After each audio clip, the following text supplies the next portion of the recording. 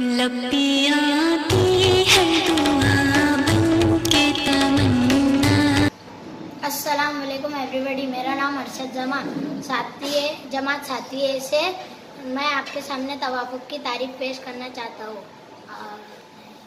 तवाफुक adaptation, हर जानदार जिस माहौल में रहता है उससे मुताबिकत कायम करने के लिए उसके जिस्मानी आज़ा और ज़िंदा रहने के तरीके में वक्त के साथ साथ होने वाली तब्दीली को तवाफुक कहते हैं।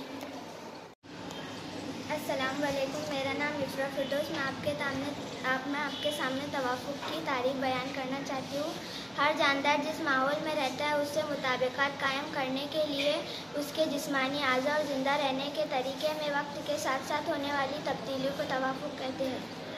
अस्सलाम वालेकुम वरहमतुल्लाहि वबरकातुहू। मेरा नाम मोहम्मद इशाद सातवीं से मैं आपके सामने तवाफुक की तारीफ बयान करता हूँ।